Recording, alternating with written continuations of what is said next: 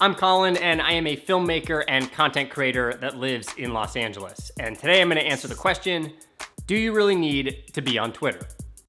With all of the different social media options that are out there today to spread your message, sometimes it can be a little bit overwhelming deciding which one you want to spend your time pursuing. No matter which platform you're on, social media is a conversation. And the interesting thing about Twitter is that it's one of the easiest conversations to take part in. The social media feed on Twitter consists of a variety of different types of posts. You can have text up to 140 characters, you can post a photo, or you can post a video up to 2 minutes and 20 seconds. And video on Twitter can be horizontal as well as vertical. It's important to note that most audiences are scrolling Twitter on their mobile device with the audio off. So if you are going to use video on Twitter, make sure to take that into account and either use subtitles or just use content that speaks for itself with the visuals, and you can add any text you need in the copy above. Because content can be created so quickly on Twitter, the pulse of the community, or the zeitgeist, can move very quickly. Within seconds of an event happening either globally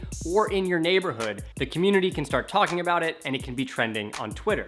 Platforms like YouTube that take a lot longer to create for can also take a little bit longer to catch up to the conversation that's happening in the community that you're trying to reach. All of this makes Twitter a really great platform for quick stories, updates, and breaking news. Okay, so as video creators that primarily upload to YouTube, why do we have a Twitter? The first reason is to cultivate community and interact with them more frequently than we could on YouTube.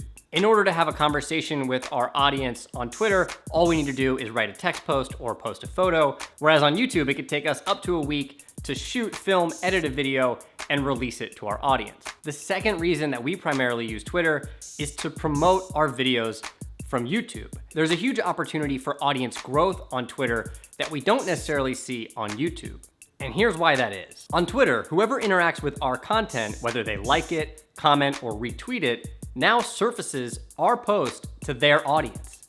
And most likely those people who are commenting on our content on Twitter have like-minded audiences that would also be interested in what we're making. So all of a sudden, we're rewarded for creating more conversation because our content is now finding new audiences that we otherwise wouldn't have found on other platforms. If your primary platform isn't YouTube like us, let's say it's a podcast, Twitter is still a great place to cultivate community and grow audience. We'll also use Twitter to get direct, quick feedback from our audience. We highly recommend using Twitter for this because it will make your community feel even more invested in what you're doing when they get to be a part of the process. Lastly, because the zeitgeist of Twitter moves so quickly, it's a great place to check for trending topics. If you want to tell a story that's resonating with a lot of people, you can just check Twitter to see which topics are currently resonating with a lot of people. With Twitter, your ability to tap into a conversation gets easier with their use of hashtags. You can check to see which topics are trending, make a video or a post about it, and use that hashtag to all of a sudden surface your content into a much bigger group of people.